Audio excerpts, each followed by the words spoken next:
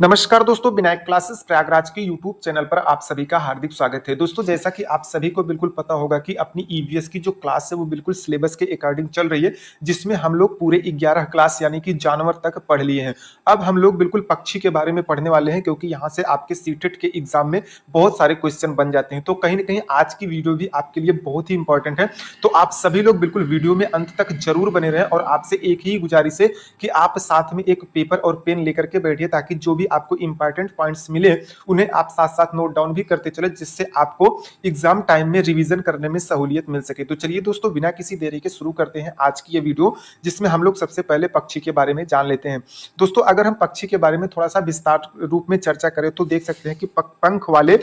या उड़ने वाले जंतु को हम पक्षी कहते हैं, यानी कि जिसके पास पंख होते हैं या फिर जो उड़ते हैं उन्हें हम पक्षी कहते हैं, क्योंकि अधिकतर पक्षी आकाश में उड़ते हैं, जैसा कि आप सभी को बिल्कुल पता है। हालांकि दोस्तों, अगर मैं बात करूं तो कुछ पक्षी ऐसे भी होते हैं जिनके पास पंख होते हैं फिर भी वो उड़ नहीं पाते हैं, लेकिन हम उन्हें भी पक्षियों की श्रेणी में रखते हैं। ये कौन कौन से पक्षी हैं, इनकी सारी चर्चा आगे हम अपने वीडियो में करने वाले हैं। तो आपको बिल्कुल भी घबराना नहीं है। चीजें मैं जैसे ही आपको प्रोवाइड कर रहा हूँ वैसे वैसे आपको पढ़ना है, चीजें आपको अच्छे से समझ में आती चली जाएंगी। अब दोस्तों, अगर हम लोग नंबर 2 पर बात करें तो नंबर 2 पर देख सकते हैं कि पक्षियों के जो पंख होते हैं वो उड़ने में मदद तो करते ही है, साथ ही उन्हें सर्दियों के मौसम में गर्माहट भी देते हैं। जैसा कि आप सभी को इस समय पता होगा कि सर्दी का मौसम आ गया है, और हम लोग सर्दियों से बचने के लिए उन्हीं वस्त्रों का उपयोग करते हैं, जबकि जो पक्षी होते हैं ये अपने पंख से ही गर्माहट को महसूस करते हैं, यानी कि सर्दियों से इनके पंख ही इनको बचाते हैं। वहीं पर दोस्तों, अगर हम लोग नंबर 3 की बात करें तो पक्षियों के जो पुराने पंख होते हैं वो जब झड़ने लगते हैं, तो जैसे जैसे उनके पुराने पंख झड़ते हैं वैसे वैसे पक्षियों के नए पंख भी आते जाते हैं। तो नंबर 3 पॉइंट भी आपका काफी ज्यादा इंपॉर्टेंट है, यहाँ से भी आपका क्वेश्चन बन जाता है। अब दोस्तों, अगर हम लोग नंबर 4 की बात करें तो आपको बता दूं कि कुछ पक्षियां ऐसी भी होती हैं जो अलग अलग प्रकार की आवाजें निकालती है। यानी कि दोस्तों, इसका मतलब ये है कि जैसे मान लीजिए अगर पक्षियों पर कोई दुश्मन निशाना साधता है तो वो उसे अपने अलग अलग आवाजों में अपने समूह के अन्य पक्षियों को बता देती है। यानी कि अगर मान लीजिए कोई उड़ करके दुश्मन उनके समीप आ रहा है तो वह अलग आवाज में अपने समूह के पक्षियों को सूचित करती हैं, और अगर कोई चल करके उनके पास आता है यानी कि उनके ऊपर कोई ना कोई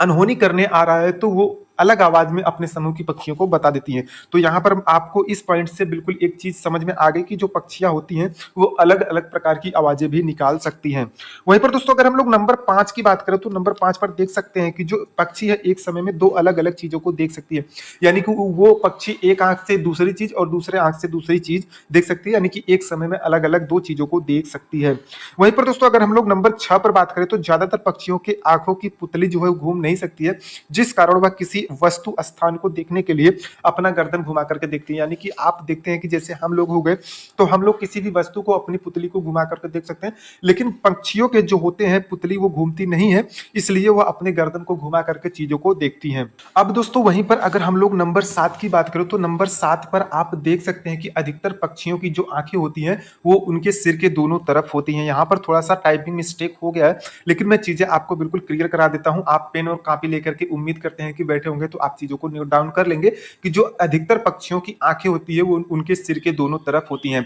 बात करें पक्षियों के कान को तो ये दिखते नहीं है, लेकिन इनके दोनों तरफ छोटे छोटे छेद जैसे कान होते हैं जो पंखों से ढके होते हैं, और पक्षियां इन्हीं की मदद से सुनता है। तो यहां तक आपको चीजें बिल्कुल क्लियर हो गई होंगी पक्षियों से संबंधित, क्योंकि आपके सीटेट एग्जाम में यहां से बहुत सारे क्वेश्चन बन जाते हैं। अब दोस्तों, वहीं पर अगर हम लोग अगले नंबर की बात करें तो पक्षियां जो होती हैं वो सिर्फ अंडे देने के लिए घोंसला बनाती हैं, और जब अंडों से बच्चे निकल जाते हैं तो वह घोंसला छोड़ करके अलग जगह पर चले जाते हैं। यानी कि इन सब चीजों से ये क्लियर होता है कि पक्षियां जो अपने घोंसले बनाती हैं वो सिर्फ अंडे देने के लिए ही बनाती हैं, क्योंकि जब ये इनके अंडों से बच्चे निकल जाते हैं तो ये उन घोंसलों को छोड़ करके कहीं दूसरी जगह पर चली जाती हैं।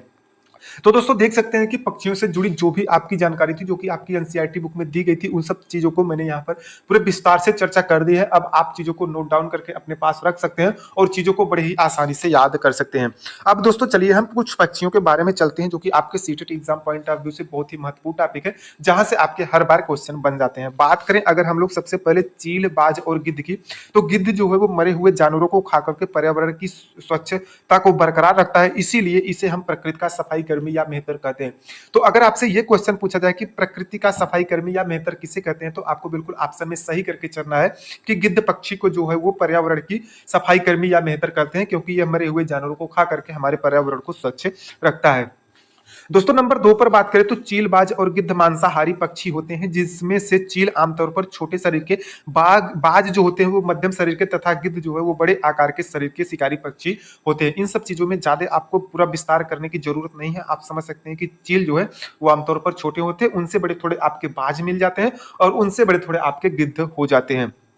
नंबर 3 की बात करें तो ये लाइन आपका बहुत ही इंपॉर्टेंट है। ये आपका कई बार आपके एग्जाम में पूछा गया है कि चील, बाज और गिद्ध मानव से कितने गुना अधिक दूरी तक देख सकते हैं। तो आप उत्तर में बिल्कुल सही करके चलेंगे कि चील, बाज और गिद्ध जो होते हैं वो मानव से 4 गुना अधिक बेहतर देख सकते हैं। नंबर 4 की बात करें तो चील इलाके के सबसे ऊंचे पेड़ पर अपना घोंसला बनाते हैं, जबकि गिद्ध जो है वो सुनसान पेड़ों पर या चील के छोड़े घोंसले में अंडे देते हैं। यानी कि दोस्तों अगर हम चील की बात करें सबसे पहले, तो चील जो है वो जो इलाके का सबसे ऊंचा पेड़ होता है उसी पर अपना घोंसला बनाता है, जबकि जो गिद्ध होता है वो सुनसान जगहों पर अपना घोंसला बनाता है। लेकिन यदि मान लीजिए कोई चील अपना घोंसला छोड़कर चला गया है तो गिद्ध जो होते हैं उसमें भी अपने अंडे दे देते हैं। हालांकि ये उनके समय पर आधारित होता है कि वो अपने घोंसला बनाने चाहते हैं या फिर नहीं चाहते हैं, तो ये गिद्ध पर निर्भर होता है कि उन्हें अपना घोंसला बनाना है या फिर चील के छोड़े हुए घोंसले में ही अंडे दे देना है। वहीं पर दोस्तों अगर हम लोग नंबर 5 की बात करें तो चील की जो पूंछ होती है वो खांचे वाली होती है, जबकि गिद्ध का जो सिर होता है वो गंजा होता है। आपने देखा होगा फोटो में, अब तो शायद आपको गिद्ध देखने को नहीं मिलते हैं क्योंकि ये रेड डाटा बुक में चले गए हैं। तो गिद्ध आपने फोटो में जरूर देखा होगा कि जो गिद्ध के सिर होते हैं वो गंजे होते हैं, जबकि चील की जो पूंछें होती हैं वो खांचेदार होती है। तो यहाँ से आपके क्वेश्चन बन जाते हैं। इन सब चीजों को भी आपको साथ साथ नोट डाउन करते चलना है। वहीं पर दोस्तों अगर हम लोग नंबर 7 और सबसे इंपॉर्टेंट लाइन की बात करें तो गिद्ध जो है वो विलुप्त होते चले जा रहे हैं, क्योंकि पशुओं के इलाज में इस्तेमाल होने वाली दवा डाइक्लोफेनाक है, जो पशुओं के जोड़ों का दर्द कम करने के लिए इस्तेमाल की जाती है। यानी कि दोस्तों पशुओं के जोड़ों को का दर्द कम करने के लिए जब ये दवा उन जानवरों को खिलाया जाता है और जब ये जानवर मर जाते हैं तो कहीं ना कहीं गिद्ध उनके मांस को खाते हैं और ये उनका असर जो है, उस दवा का असर गिद्ध के अंदर चला जाता है और गिद्ध के गुर्दे जो है वो काम करना बंद हो जाते हैं, जिस वजह से गिद्ध की मृत्यु हो जाती है और गिद्ध इसी कारण से धीरे धीरे विलुप्त होते चले गए। वहीं पर अगर हम लोग दोस्तों नंबर 8 पर बात करें तो देख सकते हैं कि नंबर 8 पर आपका आ जाता है कि सन 2002 में IUCN की रेड लिस्ट में भारतीय गिद्ध प्रजाति को गंभीर रूप से संकटग्रस्त के रूप में वर्गीकृत किया गया है। तो ये सन आपको भी क्वेश्चन में देखने को मिल जाएगा कि IUCN की रेड लिस्ट में भारतीय गिद्ध प्रजाति को कब संकटग्रस्त के रूप में वर्गीकृत किया गया। तो ऑप्शन में आपका जो उत्तर होगा 2002 वो यहाँ पर बिल्कुल सही हो जाएगा। अब IUCN क्या होता है, इन सब चीजों के बारे में हम लोग डिस्कस करेंगे क्योंकि यहाँ से आपके क्वेश्चन बन जाते हैं। हालांकि मैं इन सब चीजों को आपको बाद में बताने वाला था, लेकिन अगर आप IUCN का नाम सुन रहे हैं तो इसको अगर तुरंत जान लेंगे तो चीजें आपको ज्यादा क्लियर हो जाएंगी। दोस्तों IUCN का अगर हम विस्तृत बात करें तो इसका विस्तृत रूप जो होता है वो international union for conservation nature होता है, जिसे हम अंतरराष्ट्रीय प्रकृति संरक्षण संघ हिंदी में कहते हैं। IUCN विश्व संरक्षण संघ, जिसे पूर्व में अंतरराष्ट्रीय प्रकृति और प्राकृतिक संसाधन संरक्षण संघ के नाम से जाना जाता था, प्राकृतिक संसाधनों के संरक्षण के लिए समर्पित एक अंतरराष्ट्रीय संगठन है। यानी कि IUCN एक अंतरराष्ट्रीय संगठन जिसे पहले अंतरराष्ट्रीय प्रकृति और प्राकृतिक संसाधन संरक्षण संघ के नाम से जाना जाता था, लेकिन इस समय इसको विश्व संरक्षण संघ के नाम से जाना जाता है। नंबर 2 पर अगर हम लोग बात करें तो IUCN एक सूची जारी करता है जिसे लाल सूची यानी कि रेड डाटा बुक के नाम से हम लोग जानते हैं, जिसमें हम सभी संकटापन्न जीवों की प्रजातियों का वर्णन करते हैं जो विलोपन के खतरे से गुजर रहे होते हैं। तो हम कहीं ना कहीं कह सकते हैं कि IUCN जो एक सूची जारी करता है रेड डाटा बुक, उसमें हम उन्हीं जंतुओं को शामिल करते हैं जो अपने विलोपन के खतरे से गुजर रहे होते हैं। आपको मैंने लास्ट पॉइंट सबसे पहले ही बता दिया था कि IUCN का पूरा नाम जो है वो हिंदी में अंतरराष्ट्रीय प्रकृति संरक्षण संघ है, जबकि इंग्लिश में अगर बात करें तो international union for conservation nature है, जो कि आपके सीटेट एग्जाम में बार बार पूछे जाते हैं। तो आपको ये हिंदी में इसका नाम क्या है